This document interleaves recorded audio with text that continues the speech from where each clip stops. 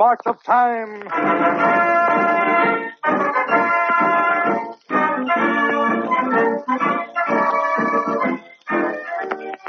News of Life, the magazine which tells the news of the world and the ways of its people in words and pictures. 16 million American men, women, and children, 9 readers per copy, stirring to the strangely compelling desire to see, to know, to be informed, are now reading Life each week.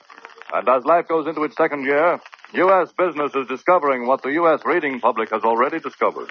The life force, the impact of pictures which attract and inform and impel. Last fall, the General Foods Corporation decided to place the advertising of one of its products, Baker's Chocolate and Cocoa, in a special full-color campaign in Life. Immediately, General Foods began to feel the life force in advertising. Wholesalers and big retailers tell the story. From Grist-Dede Brothers, with 180 stores in and near New York. The Baker campaign in Life is directly responsible for the major portion of our great recent sales increase of Baker's Chocolate and Cocoa. From the Imperial Wholesale Grocery Company in San Francisco. Baker's product sales up 100%. Life is gigantic medium for advertising grocers' products. From Kroger Grocery and Baking Company, Cleveland. Customers talk about seeing the Baker chocolate advertising in Life, then buy. It's meant a big sales increase. Wood and Allen Market Company, Atlanta. Now selling 100 cans of Baker's Cocoa to 1 of any other brand. City Market, Duluth. Baker's chocolate sales tripled since advertising in Life started. Like many another advertiser who discovered the power of the life force in 1937, Baker's Chocolate is again, this year, making Life the backbone of its advertising campaign. Tonight, Life, the weekly magazine of pictures, joins Time, the weekly news magazine, in presenting by radio the reenactment of memorable scenes from the news of the week. From the march of time.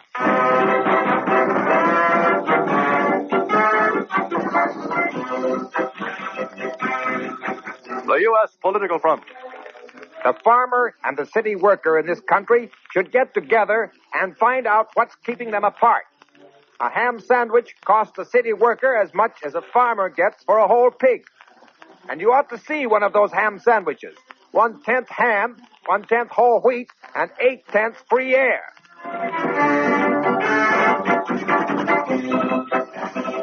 So proclaims New York's Republican Mayor Fiorello H. LaGuardia, this week stumping the U.S. grassroots in a first cautious appearance on the stage of national politics. And this week, with a weather eye on 1940, Midwestern news hawks rush to interview the rotund little mayor of the world's largest city. And what's the significance of this Western tour of yours, Mayor LaGuardia? I'm interested in the farm problem. Who isn't? Well, aren't you interested in the presidency in 1940? Well, of course, but I don't see what that's got to do with me. Well, what about President Roosevelt's recent statement that the country should draft a younger man for 1940? That could refer to you, couldn't it? Don't be silly. Nobody was ever drafted for a political office. You ought to know better than that. But you would take the job. My boy, let me tell you something. It's a bad thing for a man holding one office to think about obtaining another office. It impairs his usefulness. It's like necking in a closed car on a moonlight night after a good dinner and champagne. Don't start it.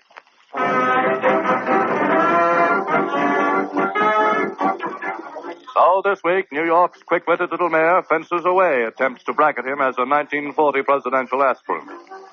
But this week, surveying the list of potent New Deal possibilities for 1940, joining the ranks with Pennsylvania's Governor George Howard Earl and Michigan's Governor Frank Murphy, is a man nominally a Republican, philosophically a New Deal Democrat. Only politician in U.S. history to be elected to office with the almost unanimous support of liberal and Tory Republicans, New Deal and Orthodox Democrats, communists and Trotskyites, socialists and laborites, Protestants, Catholics, and Jews. Only politician anywhere whose name means little flower. 1938 marches on.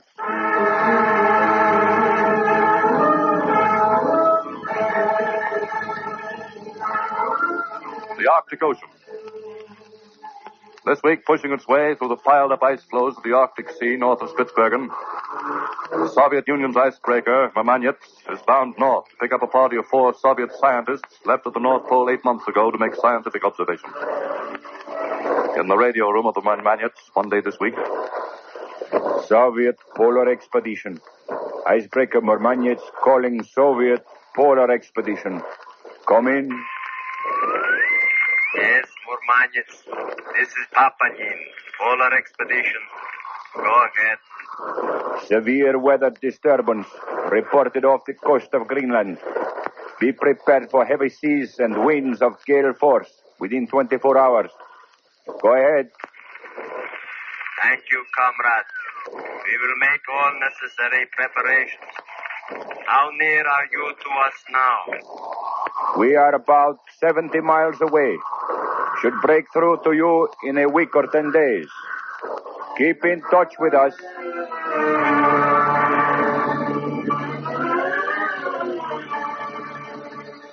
A few nights later, in the Duraluman hut, where the little band is encamped on the ice of the long Arctic winter. Ivan, wake up. What is it? What do you want? The ice. You hear that? Near. Too near. Come on. It was over this way, I think. Hard to see anything. Look! We've broken off from the ice field. They are drifting away. Breaking up. Ice is breaking up. All around us.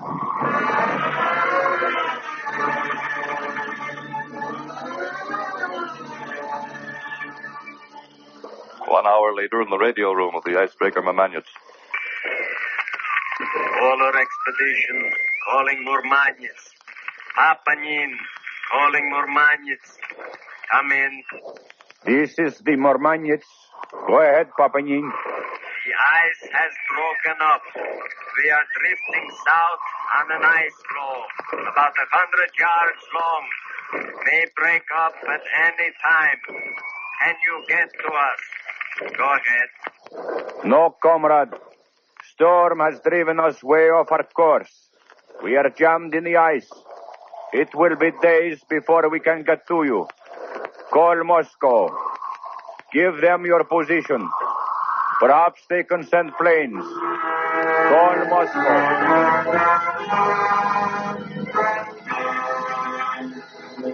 Tonight, somewhere in the Arctic Ocean between Greenland and the coast of Spitsbergen, 4 Soviet scientists are adrift on a dwindling ice cake, the size of 3 tennis courts.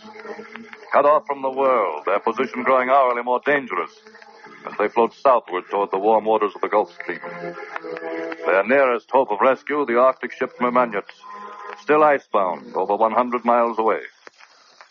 Time marches on.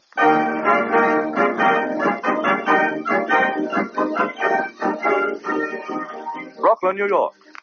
This week on the stage of Brooklyn's Werber Theater at Flatbush Avenue Extension and Fulton Street. You've come to the very sinkhole of creation, Langford.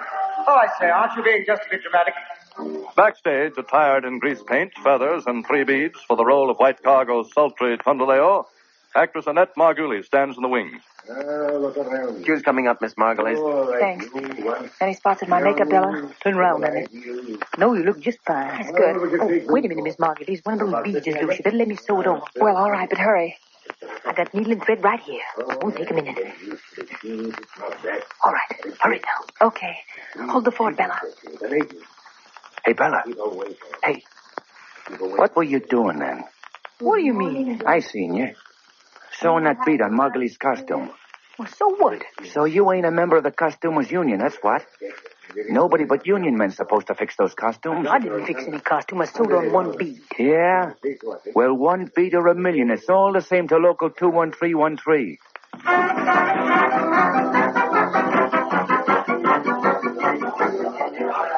Purpose theater is unfair to labor. Do not attend this theater. A scab theater. Unfair to local 21313. Theatrical bastard. Boycott white cargo. Boycott white cargo.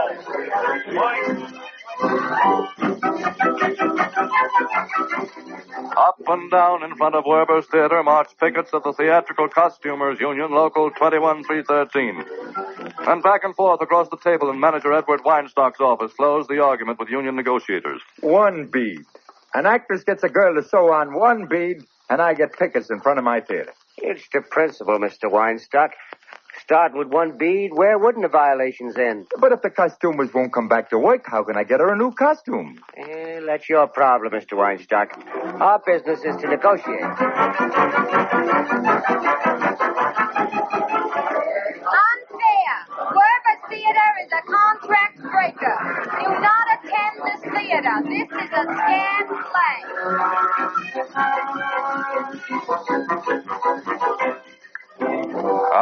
after hour, pickets marched before Werber's Theater. And hour after hour in the office of theater manager Weinstock. The 72nd hour of negotiations. It's no use. It's no use talking anymore. Where are we? Right where we started. We can wait, Mr. Weinstock.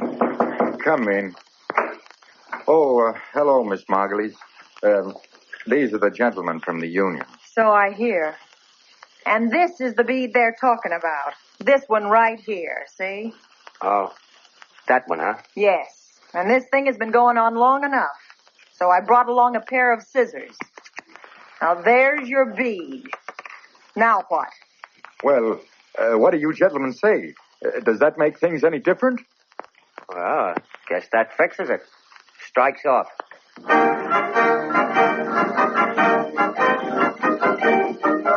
Successful arbitrator of the strike of the week is actress Annette Margulies, playing Tom DeLeo to packed Brooklyn houses at week's end with a costume ornamented by 2 beads instead of 3.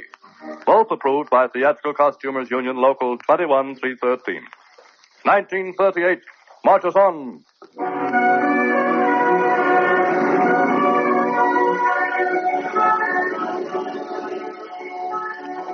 Off the southeast coast of Spain one morning this week, one day out of Gibraltar, bound for the loyalist naval base of Cartagena with a cargo of coal, plows the 887-ton British freighter Endymion. It was a few moments before 7:40 o'clock. As in the captain's cabin off the bridge, the ship's master, Verano, speaks to his wife. We'll be in port in a couple of hours, Laura. I might as well get a few things ready. Come in. Captain, lookout thought he sighted a submarine off stop. Come on, Laura. Can you make out her nationality, Mr. Thomas? Now, sir. There she is, sir. Oh, yes. No marks to identify it. How close is it? Look, sir. White streak coming toward us. Torpedo. It's going to strike us a little forward, sir. All hands on deck. Aye, sir. Laura, go to the cabin for your life belt. Do as I tell you. George, have Sparks and an SOS. Round out the men below. We are ripped wide open, sir. The forward hold. Nothing we can do, sir. No, not a chance. We're settling fast. Man the lifeboat. Abandon ship. Abandon ship. Laura, where's my wife? Laura!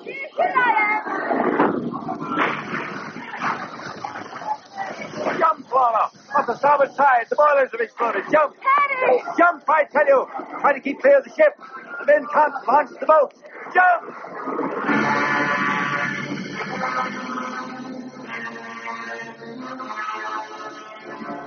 Next day in London in the British Foreign Office. Mr. Eaton, the Admiralty confirms the torpedoing and sinking of the Endymion. Any particulars? She sank in 4 minutes, sir. There are only 4 survivors. No other details. Put through a call for the intelligence ambassador at once. Tell him it's urgent. And I shall wish to talk to the French embassy. Phone the Prime Minister. There is...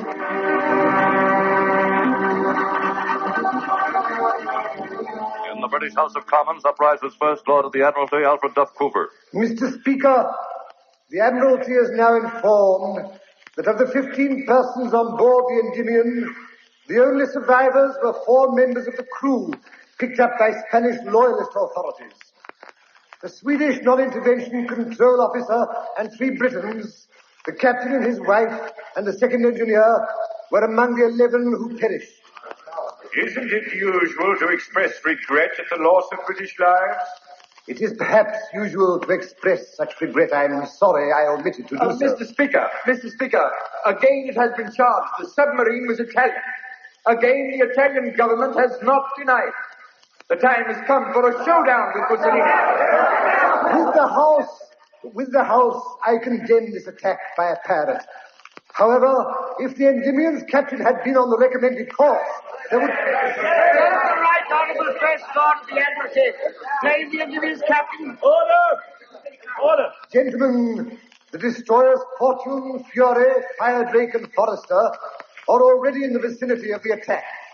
4 other destroyers are en route from Gibraltar with orders to sink any pirate submarine of any nationality on sight without quarter.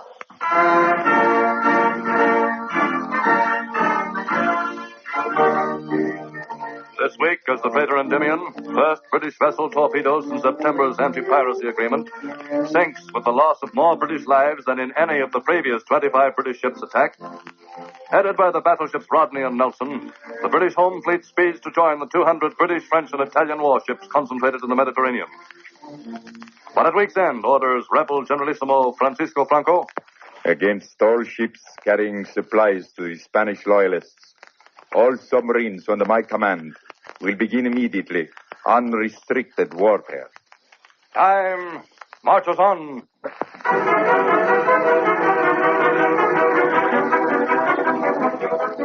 A fortnight ago, in the office of the New York Journal-American, in the midst of a hot campaign against New York State's Lunacy Commission, a series of exposés featuring criminal records, lost documents, and first-hand sleuthing, the city editor summons a reporter. Now, Alan, this story is going to be part of our special series. The complete lowdown on what goes on in Rockland County Insane Asylum. Okay. Any idea on how you're going to handle it? Sure. Why not go right up the asylum and register myself as a nut? You think you could do it? Why not? I'll get in that asylum and get the dope and be back here Monday.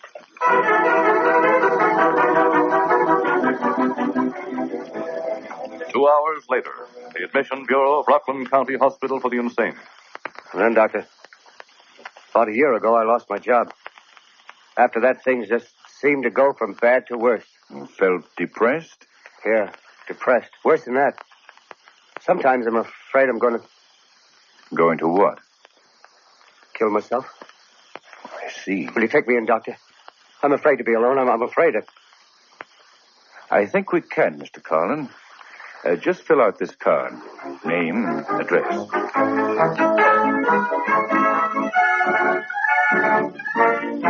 Registered as a patient suffering from melancholia with suicidal tendencies is New Hawk Alan Bernard, known during 3 days of observation by Rockland County doctors as Alan Carlin.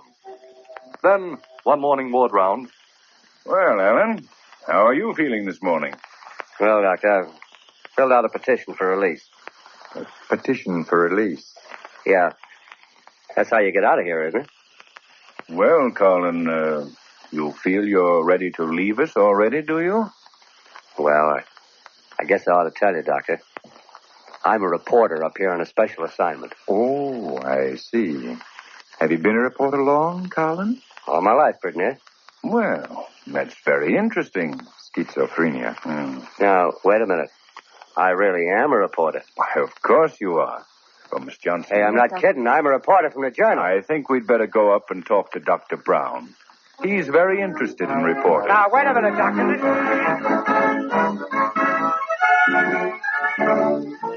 I tell you, I'm as sane as anybody. I've got to get back to the office. Why, we'll have you back in your office in no time.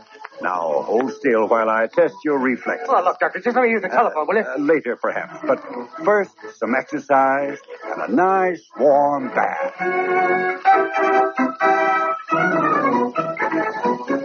Now, just relax. Lie way back in the water. Oh, listen, Doc. Please, Doc, Carlin, we're only trying to help you. Now, lie back. Doc, I gotta get away. I've got to go.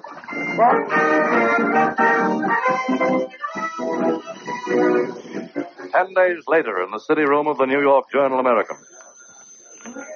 Hello? City desk. This is Alan Bernard. Well, where have you been? Listen, I just broke away and I got the telephone. You gotta come and get me out of here. You hear me? You gotta come and get me out of here. Hello? Hello, Alan. Alan! Hey, operator. Operator, trace that call. Trace that call. Finally released is Journal reporter Alan Bernard. For 10 days, the unwilling guest of a New York institution for the insane. And at week's end, as Journal-American presses prepare to roll out the inside story of Rockland County Asylum, says Rockland County psychiatrist-in-chief, he may be a reporter, all right, but I still say he's crazy. 1938 marches on.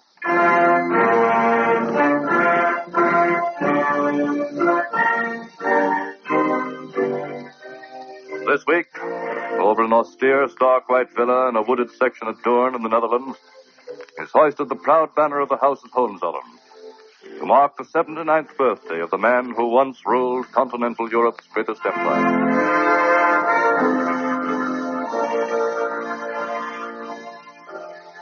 Let us turn time back to the year 1910. In the chapel at Windsor Castle, the body of Britain's King Edward VII lies in state. Installed in their new apartments are the new king, George V, his Queen Mary, the adolescent Prince of Wales, and the child Bertie, Duke of York, who one evening walks into the somber library of Windsor Castle, boldly approaches a house guest. Good evening, Cousin Wilhelm. Well, good evening, Cousin Bertie. I hope I'm not disturbing you, sir, but I thought since we're cousins, we should get acquainted. And since I am the Kaiser of Germany, and you may one day be the King of England, it is doubly imperative, isn't it? What book are you reading, sir?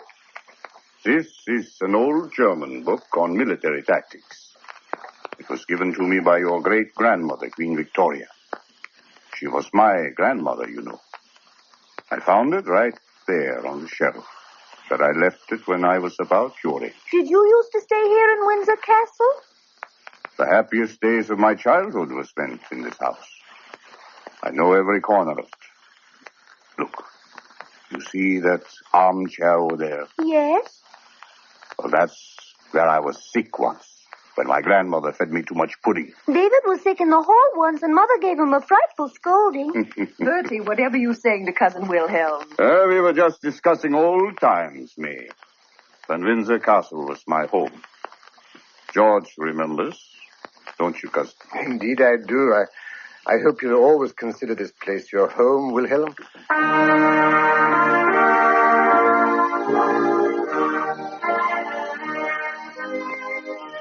1 week later of May 1910, Wilhelm of Hohenzollern returns to Berlin, never to set eyes on his cousin George again, never to hear from his English cousins after August 1914. This week of 1938 in Dorn House, his home in exile, an erect, white-bearded old gentleman with a shriveled left arm is seeing his last dinner guest to the door. Good night, Wilhelm. Good night. Thank you. Thank you. Good night. Hermine. Hermine. Yes, Wilhelm. Are you all right? Yes. Here, sit down. Here beside me for a moment, Hermine. Wilhelm, I nearly forgot. Another telegram arrived during dinner. Here it is. Another? All the relatives I heard from. Fetch me my glasses, will you, my dear? Thank you. From England. England, Hermine. Congratulations. In kinship and deep affection. Signed Bertie, May, and Elizabeth. Wilhelm. From Windsor Castle. After all these years. 24 years. They never sent me any word while my cousin George was alive. George never could bring himself to write. Would have been 73 now. But I think even he would have let me hear from him now. I'm sure he would have, Wilhelm. Bertie. And now he's king. And May. You know, Hermine, May and I were friends even before she was engaged to George. Yeah, Wilhelm, you must come to bed now. It's so late.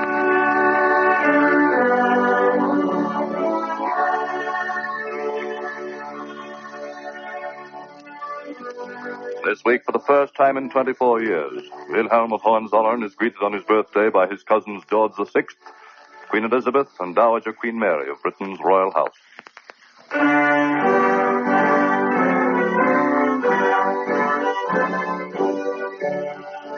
This week, a bare 15 miles from the Dutch villa where an old monarch lives out his last days, the banner of another royal house is unfurled to mark a milestone in the stolid history of Orange-Nassau, ruling house of the Netherlands.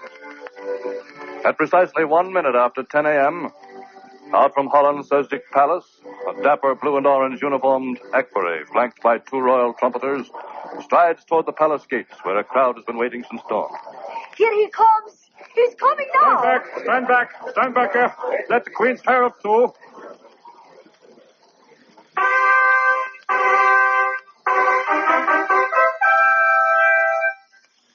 Fellow citizens, it is with deep felt joy that we proclaim that today, January 31st, 1938, through the grace of God, is born to the house of Orange-Nassau and of Lippe-Biestefeld a princess, whereby the heart's desire of all the Netherlands people is realized. Long live the royal family. A girl. A princess, did he say? Yeah, girl. For shame that speaks of the heir to the throne. I say long live the royal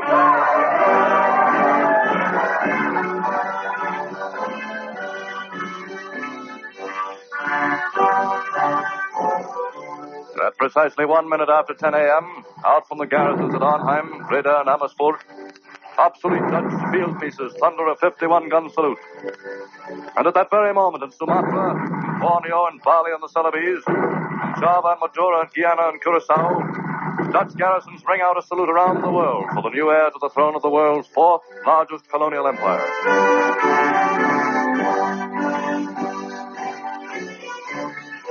At 20 minutes past 10, in the Royal Sussex Palace, Queen Wilhelmina of Holland enters her daughter's apartment. Juliana, my pet, I'm so happy. Did you see her, Mother? She's a beautiful child, my dear. Mother, may I be fixed up a little before Bernhard comes in? Can I have my hairdresser? Of course you may. And can I have my eyebrows plucked right now? I'll call Irma to come now. Wait, Mother. Yes, Juliana?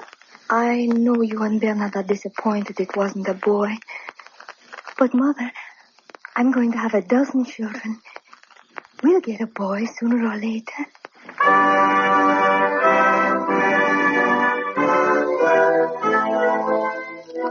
This week, scanning the long roster of Orange relatives, Hollanders speculate whose namesake their new princess will be. Whether cousins Mary of England, Maud of Norway, or Victoria of Spain will be honored. Learn at week's end that proud father Bernhard of Lippe-Biestefeld has registered his daughter simply as Beatrix. Explains he. I don't know why we named her Beatrix, but Juliana and I were both thinking of names, and we thought of Beatrix, and we both liked it. Time marches on.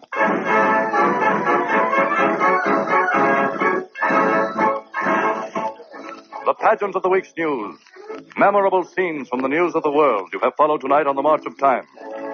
It is this great news pageant of the world the magazine Life is unfolding every week before the eyes of its readers in pictures. People like Life. They like Life's news coverage of events at home and abroad. Its human interest stories. They like Life's news of art and science. Its theater and motion picture reviews. Big businessmen and little businessmen like Life. Wholesale and retail grocers know firsthand the power of Life in helping to sell their products. And they like to read Life. Along with 18 million other American men, women, and children, they have discovered the fascination of seeing and knowing, of following through Life's pictures the news of the week and the ways of the world. The new issue of Life goes on sale tomorrow night. So to make sure of getting your copy, we suggest you ask your news dealer for Life tomorrow, Friday morning. Time marches on.